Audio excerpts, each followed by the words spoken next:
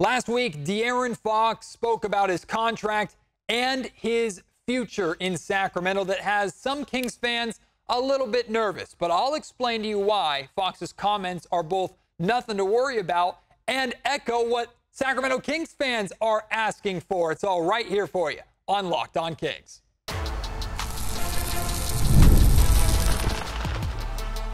You are Locked On Kings, your daily Sacramento Kings podcast.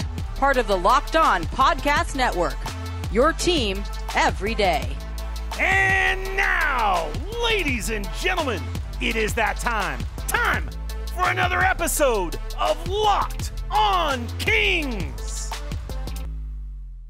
Hello and welcome into Locked On Kings, your podcast hub for Sacramento Kings coverage all season long. Today's episode is brought to you by FanDuel. You can start the season with a big return on FanDuel. Place your first $5 bet, and you'll get $200 in bonus bets guaranteed. Visit FanDuel.com to get started. My name is Matt George. I have the privilege of being your host here. I'm a Sacramento sports anchor and reporter for ABC 10 News. And congratulations, everybody.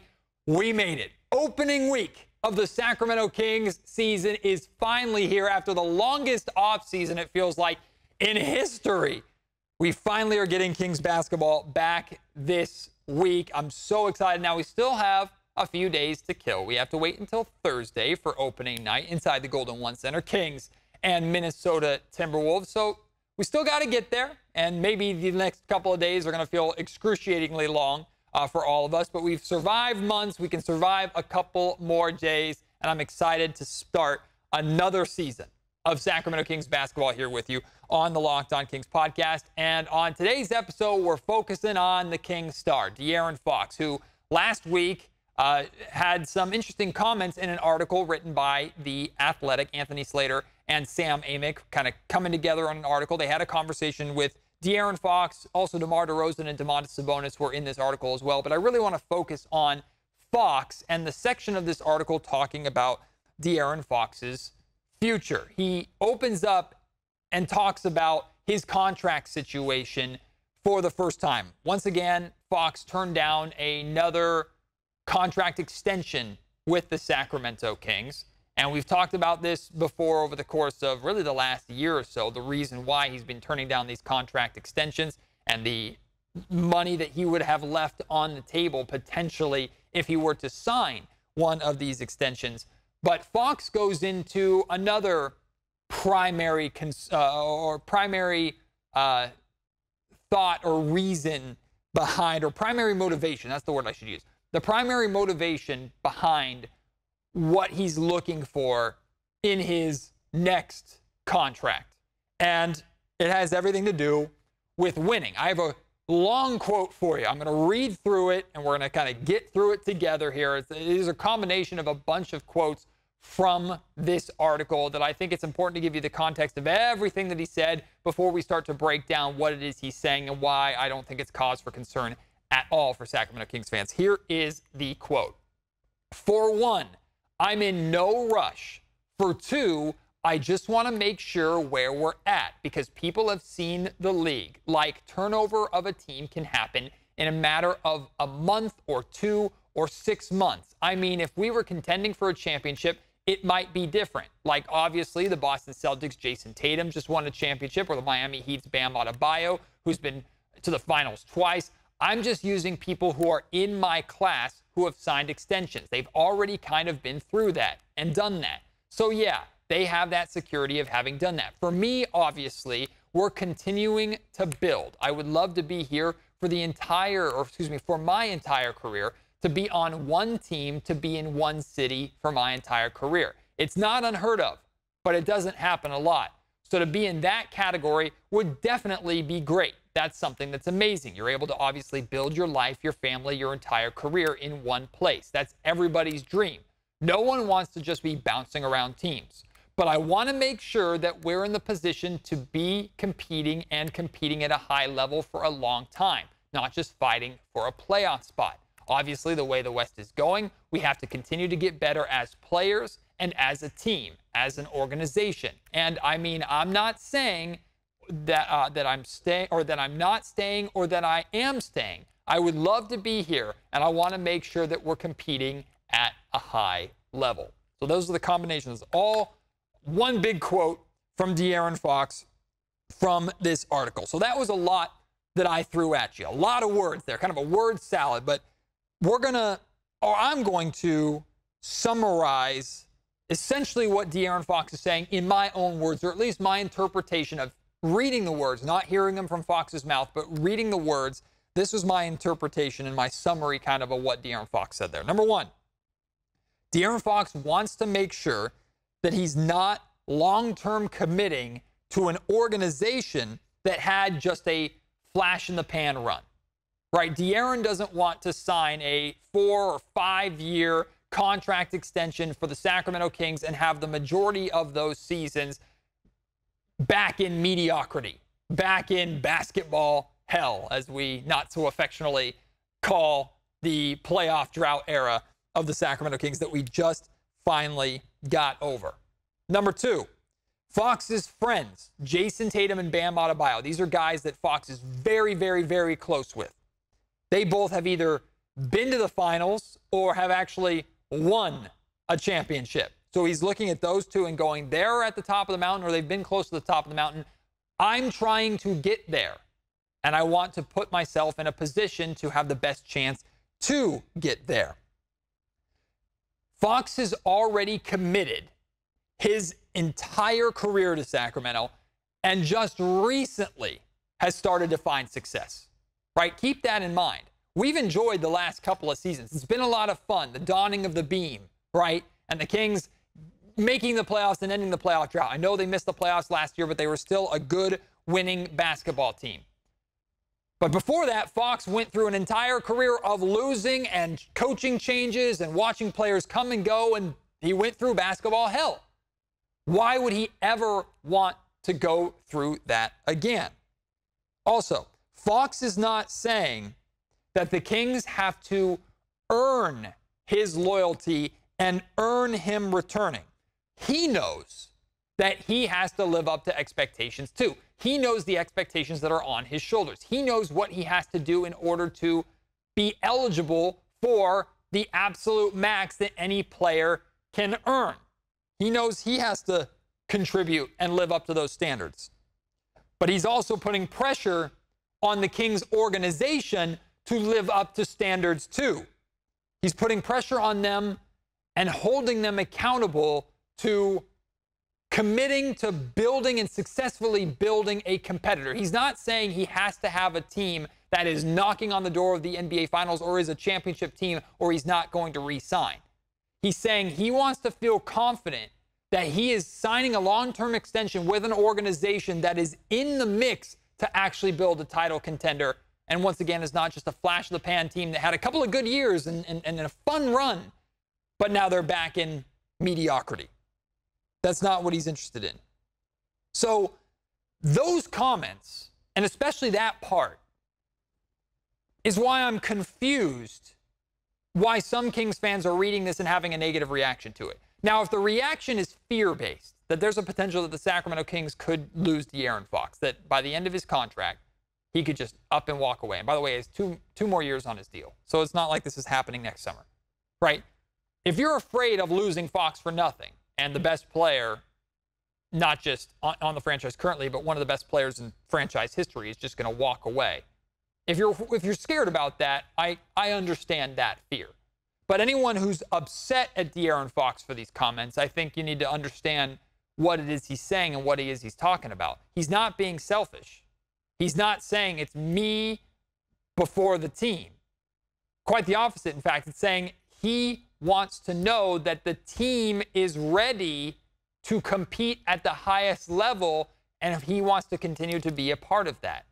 We have been calling for years for the Sacramento Kings to show consistent competency, right? We've been asking for the Kings for years to not be bottom feeders, to make the playoffs for a consistent period of time. And what Fox is saying is it's not just he wants to be hopeful to make the playoffs every single year. He wants to get to the playoffs and then go deep into the playoffs and compete for a championship. He's a competitor. He wants to win. Where I get a little skeptical, though, is he's also money motivated too. So I understand Fox's comments in this article talking about wanting to win and holding the organization accountable, and he's motivated by winning. I understand that completely. And you can be motivated by more than one thing. But here's the deal. De'Aaron Fox, over the next 2 years, can become eligible for a Supermax contract. He does that, and we've talked about this many times already. He does that by making an All-NBA team. In doing so, he becomes eligible for the absolute tip-top most money that anybody can give him. And the Kings can give him more money than any other team. That's how the Supermax works. So if he does make an All-NBA team in the next 2 years, if he is eligible for that Supermax, and the Sacramento Kings put that offer on the table in front of him, I have my doubts that even if the Kings weren't necessarily in the winning situation that Fox was looking for, I have my doubts that Fox would walk away from that amount of money, walk away from money that only the Sacramento Kings can give him. Now, it's a whole nother conversation entirely if the Sacramento Kings would want to give him that money. At this point in time, I don't see a scenario where the Kings realistically are able to give him the Supermax and choose not to. I think that would be foolish of them, but hey, stranger things have happened. And Fox will get a bag no matter where he goes, right? He will sign a big money deal no matter where he goes, especially with the new TV contracts coming. That being said, I understand his motivation to win, and I understand the Sacramento Kings need to be held to the standard of Fox wants to play for a team that is not just in the playoffs every couple of years, and that's it. Not a first-round playoff exit every once in a while. It's not what he's interested in. He doesn't care about that. He cares about winning. But if you put the biggest bag in front of him that anybody can give him, yeah, I don't think he's walking away from that. So now share with me your thoughts. Now that hopefully you have a kind of better understanding of what De'Aaron Fox is saying, are you still unhappy with it? Are you nervous about anything? Do you like what he's saying and agree with what he's saying? Share that with me. At MattGeorgeSack on Twitter. Hit me up, mattgeorgesports@gmail.com if you want to email me. And, of course, if you're watching on YouTube, leave your thoughts in the YouTube comment section down below. We're going to switch gears and talk about the possibility of Kevin Huerter starting for the Kings on opening night. That's coming for you in just a second. Today's episode of the Locked On Kings podcast is brought to you by BetterHelp. Halloween lets us have fun with things that scare us, but what about those fears that don't involve zombies or ghosts and kind of the trivial fun stuff? Therapy is a great tool for you to use to help overcome your fears, because sometimes the scariest things about our fears are having to face them in the first place, and sometimes we just simply hold ourselves back.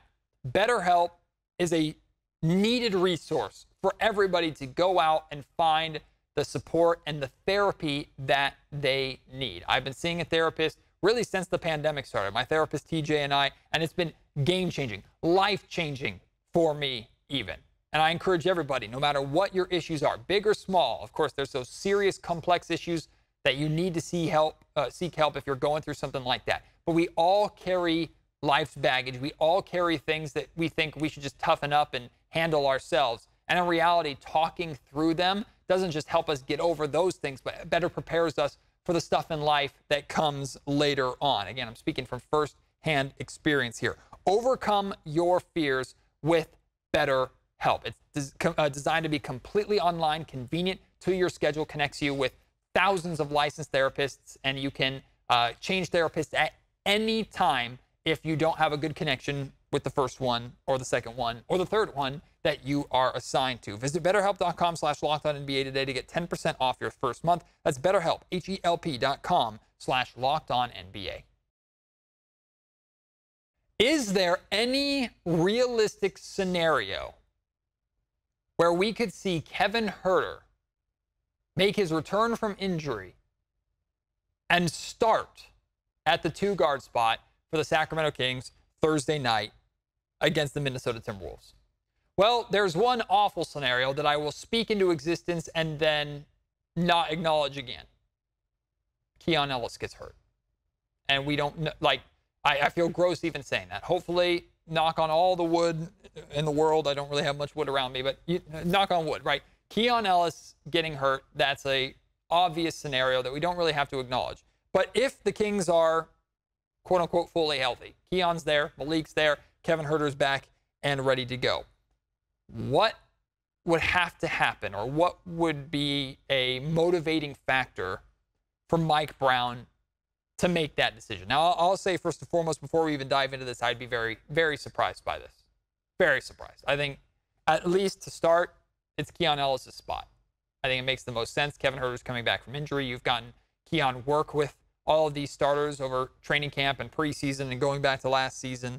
So I don't think it would be a good idea to start Kevin Huerter on opening night. But here are the things that might cause Mike Brown to consider that option, or heavily consider that option.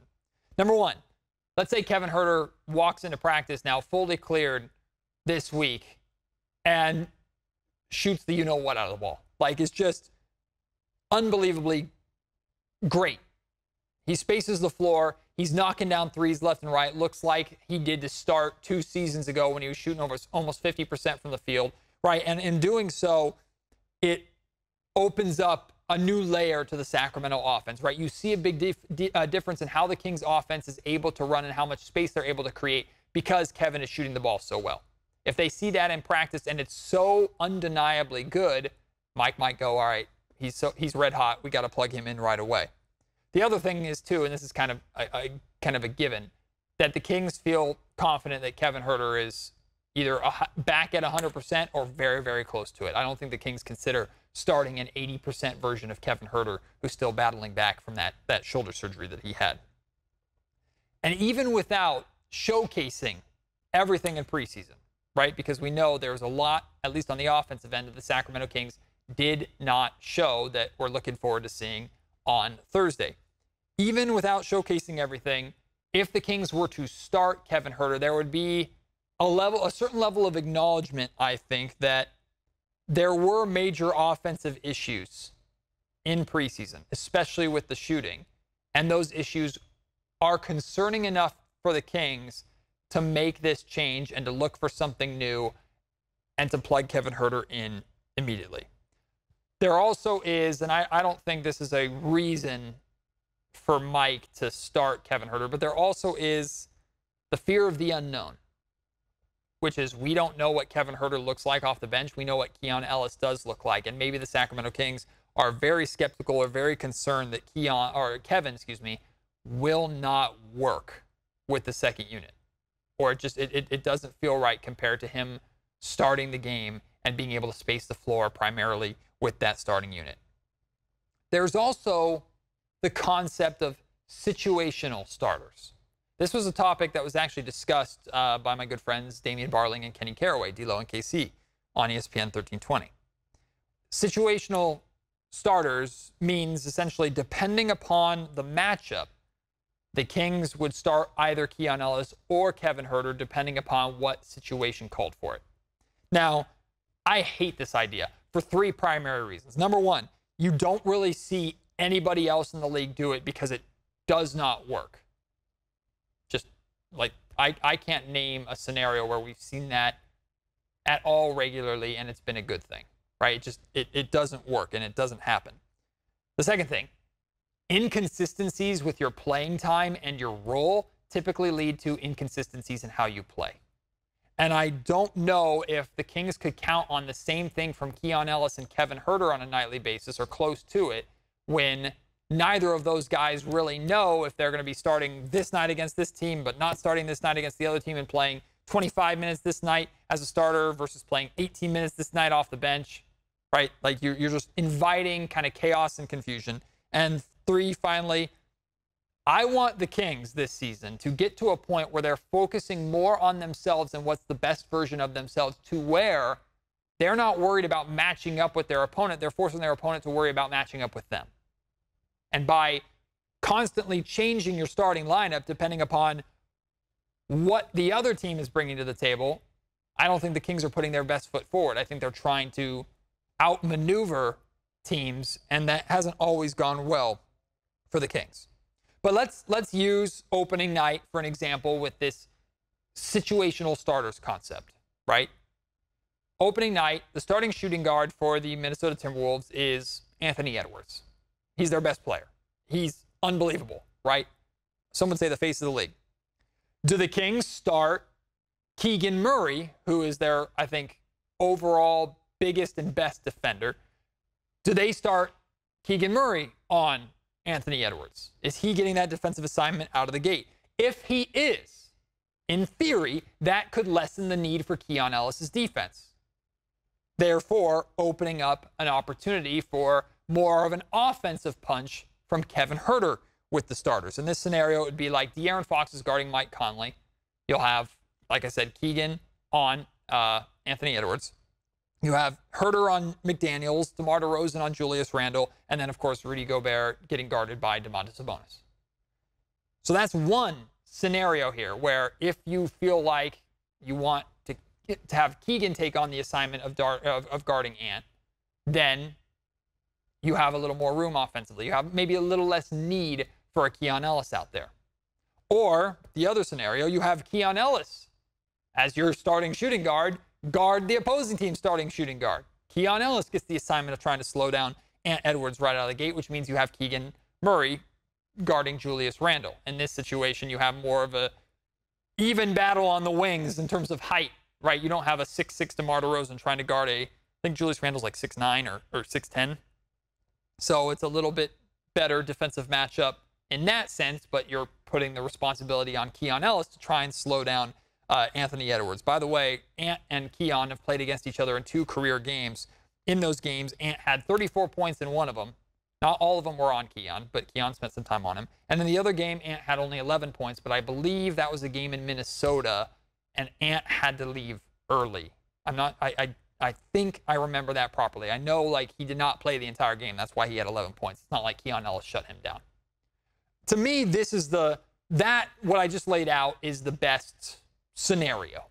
That's the logical route to go. Have Keon start on Anthony Edwards and have Keegan start on Julius Randle.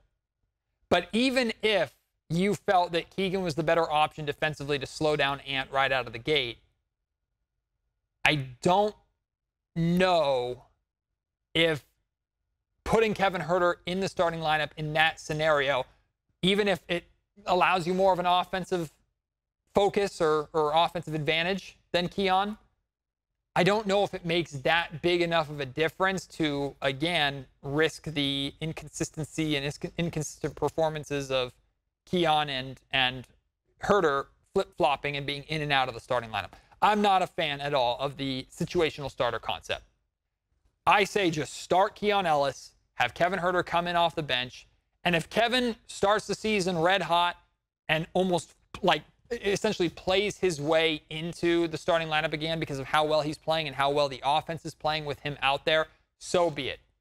But I want to see him earn that in NBA games and not be thrust into that game 1 of the season just because he's finally back from this shoulder injury, regardless of if he was the starter or not when he initially went down.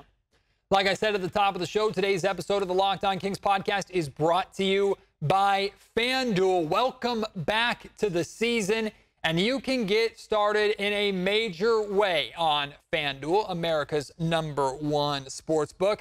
When you get the hunch in the middle of a Kings game this year, right? You're watching the game, you have it in front of you, you have a feeling like, I think things are going in this direction. I think the Kings are going to outscore the Timberwolves this quarter, or I think De'Aaron Fox is going to end up with this many points, or I think this is going to be a high-scoring game. Whatever hunch you have, the same place that you can go to place your bets also has the latest stats, live play-by-play, and everything you need to make the best decision on FanDuel. When you get started and place just a $5 bet on anything, it could be $5 on the Kings to beat the Timberwolves on opening night. It could be $5 on the Kings to win the championship. It doesn't matter. High risk, low risk, who cares? Whether you win or lose, you get $200 in bonus bets guaranteed as soon as you place that $5 bet. Then you use that $200 to really start to cook and make some money and have some fun over the course of this Kings season. Do that. Use your basketball IQ and make some money with it on FanDuel, America's #1 sportsbook.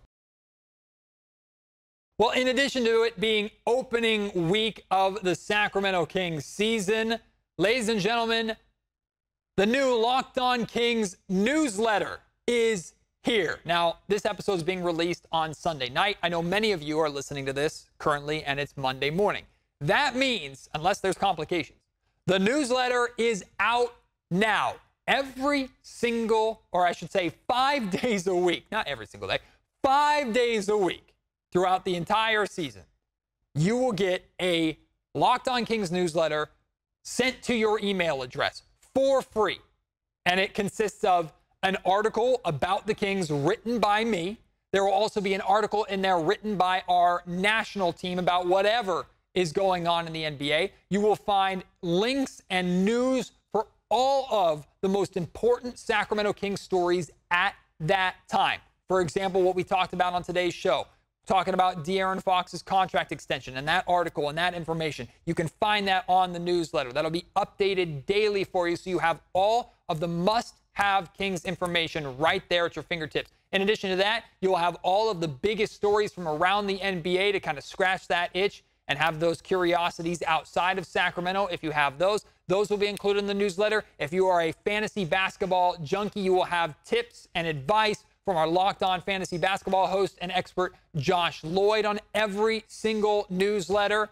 It's everything that you could possibly want as both a Kings and basketball fan, delivered to you every single day or 5 days a week to your email, and it's completely free. All you have to do is sign up. You go to newsletters.lockedonpodcast.com. I'll have the link in the description below if you're watching on YouTube, and also in the comment section. Audio listeners, you can go to my Twitter to find it, or there should be in your podcast description a link there as well. You go to the page, it'll say sign up for the newsletter here. You enter in your email address, boom, you're on the list, and the newsletter will be sent to your email inbox every single day. Now, this is where I'm asking something of you, because I have a challenge out against our Locked On Lakers hosts, the Kamenetsky brothers. They believe that they're going to have more subscribers than I am to start this Locked On newsletter, simply because, one, they're LA and they have more people, and two, the Lakers have a bigger fan base than the Sacramento Kings. Well, they might have the numbers, but Sacramento Kings fans have the passion. So I challenge them that Locked On Kings and the Locked On Kings newsletter will have more subscribers than them in the first month of this newsletter's existence. So help me beat the Lakers, help me beat the Locked On Lakers podcast, and make that possible. Plus, I really do believe this is going to be a resource that you're going to rely on, and really I hope you enjoy it throughout the course of this season, getting you that information that you deserve. It's just another chapter, the next step in the evolution of the Locked On Kings podcast. And so many of you have been with me every step of the way. Even if you're brand new, your help, you listening to this podcast and getting involved means the absolute world to me. This podcast has grown exponentially over the years. This is the next step in its growth. So if you could help with this newsletter and get involved in this newsletter, I really, really, really would appreciate it. It doesn't change anything with the podcast. The podcast is staying the same. You'll get post-game pods after every single Kings game this season, and you'll still get pods 5 days a week about the Sacramento Kings. So nothing is changing on the podcast side. It's just another layer of Locked On Kings content for you. It would help me out a ton and really draw the attention of the Locked On Podcast Network if we got a lot of Kings subscribers on this newsletter right away. So please go out and do that. Again, the link is in the comment section and the description below on YouTube. Audio listeners, there should be a link in the description of the podcast for you. I would appreciate you signing up, and thank you in advance for doing that. Those of you who have already pre-signed up, you're amazing too. Thank you so much. Here's what we have coming up on the podcast still this week.